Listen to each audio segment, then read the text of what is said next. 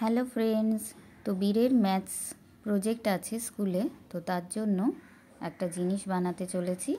এই যে ঘরে একটা জুতোর বক্স ছিল, সেটা কেটে নিয়েছি। সেখান থেকে এরকম লম্বা লম্বা কয়েকটা স্ট্রাইপ বার করে নিয়েছি, যার মধ্যে দুটো একটু বেশি লম্বা, দুটো একটু ছোট। তো এবারে এই দুটো দুটো করে আমি আঠা দিয়ে জোড়া লাগিয়ে নেব।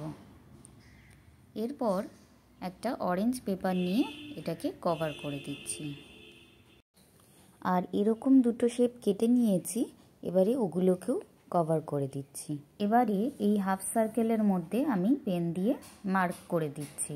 এবারে যে ছোট স্ট্যান্ডটা বানিয়েছিলাম তার ঠিক মাঝখানে এই অ্যারোটাকে লাগিয়ে দিই। এবারে লম্বা স্ট্যান্ডটার মাথায় হাফ সার্কেল যেটা বানিয়েছিলাম সেই স্কেলটা আঠা দিয়ে লাগিয়ে দিচ্ছি।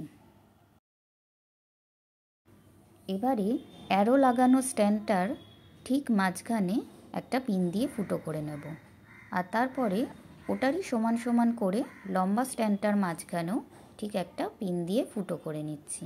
এবারে দুটোকে একসাথে একটা স্ক্রু দিয়ে জোড়া লাগিয়ে নিয়েছি, যাতে এই অ্যারোটা মুভ করতে পারে। এবারে উপরের পোর্শনের দুদিকে পয়েন্ট করে ওখানেও ফুটো করে নিচ্ছি।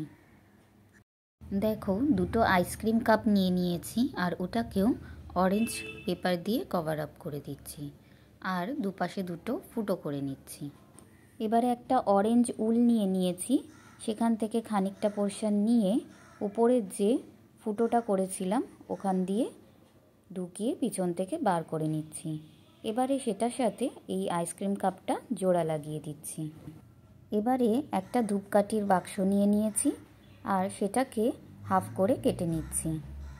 তারপর একটা হাফ পোর্শনের মধ্যে আমি মার্ক করে নিয়ে ঠিক সমান সমানভাবে কেটে নেব। এবারে এর মধ্যে কিছু কার্ডবোর্ডের টুকরো ঢুকিয়ে দিচ্ছি, যাতে নিচ পোর্শনটা ভারী হয়।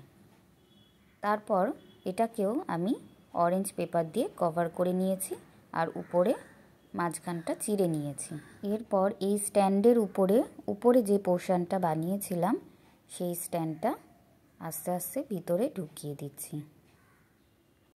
ব্যাস, আমাদের বিম ব্যালেন্স বা দাঁড়িপাল্লা রেডি হয়ে গেল। এবারে কয়েন ফেলে ফেলে দেখছি যে এটা কাজ করছে কিনা। তো কেমন লাগলো ভিডিওটা তোমরা সবাই জানিও।